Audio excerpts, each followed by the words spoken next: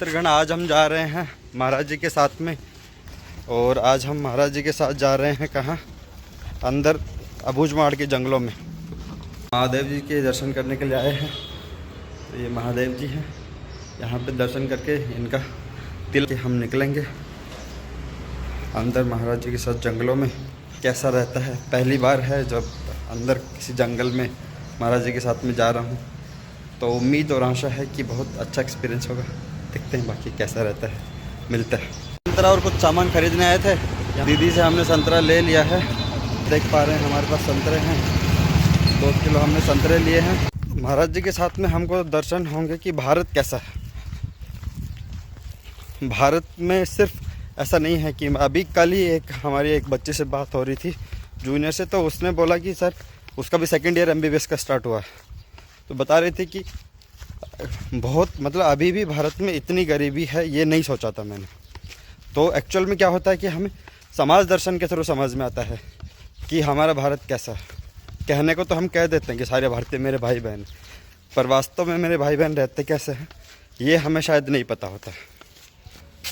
तो अभी हम जहाँ जा रहे हैं वहाँ पे शायद हमको एहसास होगा कि एक भारत ऐसा भी शायद मेरा जो नज़रिया है भारत को, समाज को, लोगों को देखने का, उसमें कुछ और बदलाव आ सके, कुछ और सहनशील बन सकूं मैं, ऐसा प्रयास है। देखते हैं कैसा रहता है। चलो मिलते हैं फिर जहाँ पे महाराज जी हमको लेके जा रहे हैं वहीं पे। गाड़ी मिल गया है, हम गाड़ी में जा रहे हैं कहीं तो भी। ये देखो महाराज जी हैं, ये हमारे सारथी भैया हैं। सारथी भैया को हम नहीं जानते हैं, जाते जाते शायद दोस्ती हो जाएगी। देखते हैं, महाराज जी को हम जानते हैं। महाराज जी अभी कॉल पे व्यस्त हैं, जब थोड़ा सा समय निकलेगा तो ठीक है, तो फिर आपसे भी बात। चलो मिलते हैं, दिख ही रहे हैं, हम जान रहे हैं कहीं तो भी। कहाँ पहुँचते हैं ये समय बताएगा, जुड़े रहिए। नारायणपुर से बाहर निकल गए हैं, देखिए कितना सुंदर नज़ारा सा होता है। रोड बहुत ही दयनीय स्थिति में है, तो आपको कुछ पता चल ही रहा होगा। इसमें मैं जो भी घुसा होगा सब एकदम छात बन जाएगा। हिलते जलते जा रहे हैं पूरा एकदम। अब देख रोड की स्थिति बहुत ही ज़्यादा दयनीय है। हिलते डुलते एकदम कष्ट राइड है ये, पर अच्छा इट्स डिफरेंट एक्सपीरियंस। और दोस्तों नहीं है क्योंकि नारायणपुर में लगभग सब जगह सड़कें ऐसी हैं, थोड़ा सा अच्छी सड़क मिली है। देखते हैं ये अच्छा रहती है। ये देखिए थोड़ी अच्छी सड़क मिली है, कहाँ तक अच्छी सड़क रहती है समय बताएगा। महाराज जी के पास बहुत सारे कॉल आ रहे हैं, कॉल पे ही कीजिए महाराज जी। यहाँ से गाड़ी से उतरने के बाद देखते हैं कहाँ पहुँच पाते हैं। ये देखिए अच्छी रोड फिर से खत्म हो गई। Now it's again roller coaster ride, जैसे कि आप देख पा रहे हैं। देखिए बहुत ही ज़्यादा रोड, इसमें हालत एकदम खराब हो जाती है। इस तरह से हिलते डुलते जा रहे हैं। ये ऐसा रास्ता है जिससे हम जा रहे हैं। दंतेश्वरी माता का गाना सुनते हुए हम यहाँ से प्रस्थान कर रहे हैं। देखिए बच्चे लोग खड़े हैं यहाँ पे, होली खेल रहे हैं। उन्होंने अपना पर्सनल इलाका बना रखा है। देखिए आते जाते लोगों के रोक के और त्योहार के रूप में बच्चों का जो बनता है वो उनसे लेना। बहुत ही सुंदर प्रथा है ये, आपको जगह जगह यहाँ पे देखने को मिल जाएगी वनवासी क्षेत्र में। आते जाते बड़े लोगों से अधिकार पूर्वक मानना। असमंजस में है कि अब हम सही रास्ते पे हैं कि नहीं, निश्चय हुआ है कि इसी रोड पर आगे बढ़ते हैं। ये इनसे पूछने का कोशिश हो रही है। यही रोड बताया है, इसी रोड से जाएंगे। ढोल और सब लेके, होली बहुत लंबा पर्व होता है यहाँ पे, होली मना के पहुँच रहे हैं। ये देखिए नगाड़े और ढोल सब हैं इनके पास में। रोड फिर से वहीं यात्रा में बाधा बनता हुआ पे बच्चों से हमारा बात करने का बहुत मन था, क्योंकि महाराज जी ने बोला कि बहुत दूर जाना है हमें, तो समय थोड़ा कम पड़ेगा, बच्चों से हम इतनी बातें नहीं कर पाए। अभी हम वापस निकल गए हैं जिस गांव में हम रुके थे, तारा गांव करके नाम था शायद गांव का। वहाँ पे हमने एक छोटा सा वीडियो बनाया है, वीडियो हम देखेंगे। मोबाइल कहाँ राम राम राम राम।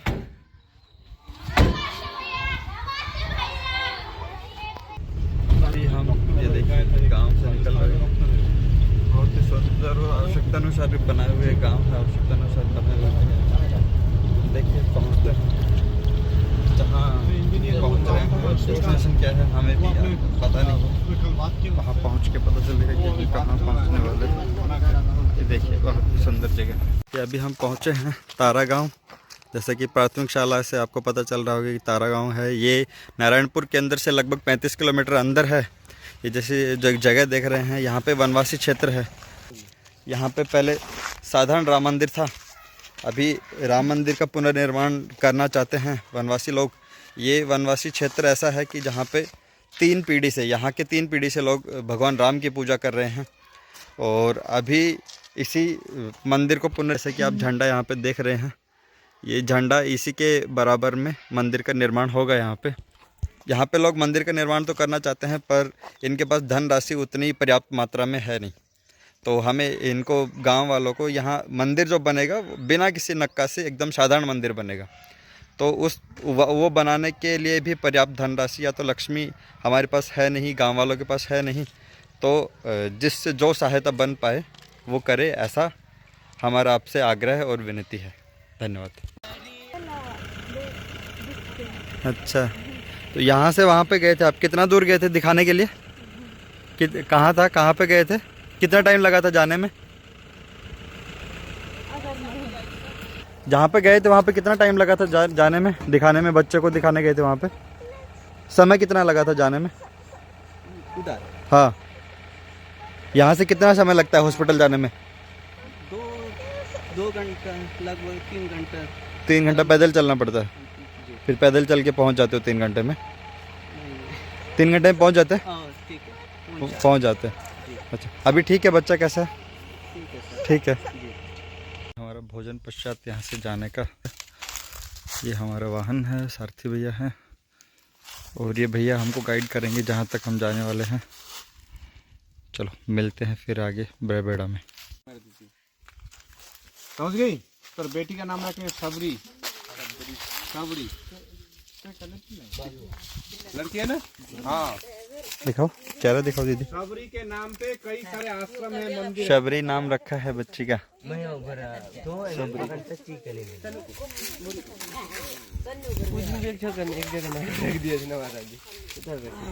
दोनों का फोटो ले ले, इन दोनों का फोटो। अगर इन लोगों ने आखिरकार इतने लंबे सफ़र के बाद पहुँच गए हैं हम गांव में। सुबह 10 बजे निकले थे, अभी 3 बज गए हैं। 2-2.5 घंटे हमें लगभग जंगल में ही लग गए हैं। महाराज जी लोगों से बातें कर रहे हैं, बहुत ही। ये देखिए गांव के ये जो जीवन है, इसमें अपनी व्यस्तता है। कुछ घर है यहाँ पे, दूर दूर में, बहुत दूर दूर में थोड़े थोड़े घर बने हुए हैं।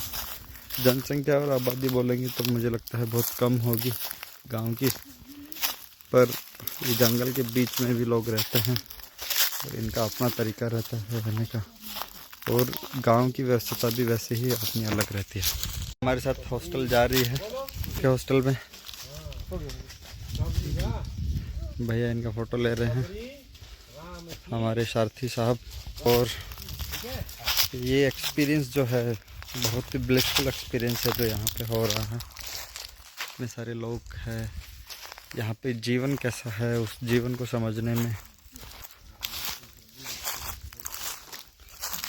शब्दों की बहुत कमी पड़ रही है। ऐसा लग रहा है कि बस मन भाव विभोर हो रहा है, शब्द उतने नहीं हैं जितने की भावनाएं आ रही हैं।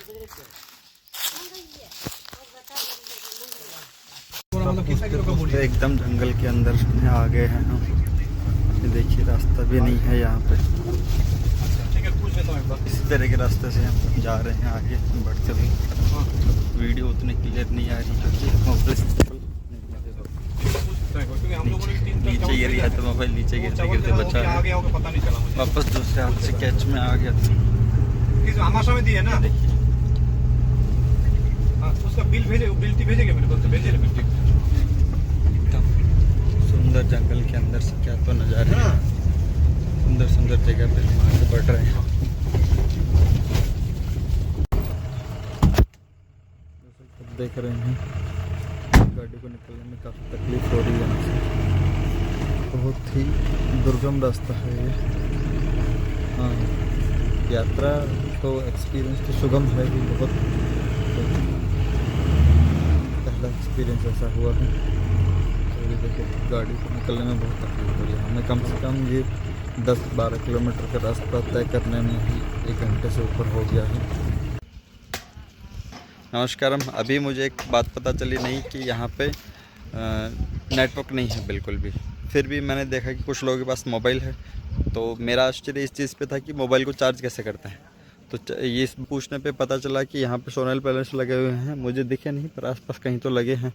और उसके अलावा मोबाइल में नेटवर्क भी नहीं है। तो ये पहाड़ी पे चढ़ने के बाद नेटवर्क आता है। पहाड़ी जो कि यहाँ से बहुत दूर है, वहाँ पे चढ़ने के बाद नेटवर्क मिलता है, जैसे कि आप देख पा रहे हैं। और जैसे कि देखने से समझ में आ रहा है कि यहाँ पे जीवन कितना दुर्लभ है और बहुत दुर्गम है। अभी हम पहुँचे हैं एक गांव, कोहकापारा नाम है इस गांव का, और बहुत ही दुर्गम क्षेत्र में है ये गांव। देख रहे हैं ये हमारा वाहन है, यहाँ पे खेती हो रही है और कुछ कुछ दूर दूर में आपको गांव दिखेंगे। दादी आ रही है, जयराम जी की दादी, जयराम जी की इधर से। अच्छा, दादी हमें रास्ता बतानी, कहाँ से जाना है दादी? इधर से रास्ता बता रही हैं दादी। शायद भाषा हमारी समझ में नहीं आ रही है, किस भाषा में, गोंडी लैंग्वेज में बता रही हैं दादी। गोंडी हमें उतना समझ में नहीं आता है। ये शायद हमें प्रतीत हो रहा है कि घोटुल जो बोलते हैं, घोटुल है ये। और इधर कुछ कुछ घर बने हुए हैं, दूर दूर में बहुत सारे घर बने हुए हैं। कुछ कुछ घर आपको दिखेंगे। ये हम मंदिर में प्रवेश कर गए थे, फिर वापस आए हैं आप लोग को मंदिर के दर्शन करवाने के लिए। हमने चप्पल निकाले थे। ये देखिए तुलसी के पेड़ पौधे लगे हुए हैं यहाँ पे, सुंदर सुंदर। ये हमारे प्यारे हनुमान जी, छोटा सा मंदिर बना हुआ है द्वारपाल के रूप में। ये हमारे भोलेनाथ जी यहाँ पर बैठे हुए माता का आशीर्वाद प्राप्त कर रहे हैं। महाराज जी का कहना है कि माता यहाँ पे प्राण प्रतिष्ठित है, जागृत अवस्था में है। देखिए बहुत सुंदर मंदिर है माता का यहाँ पे।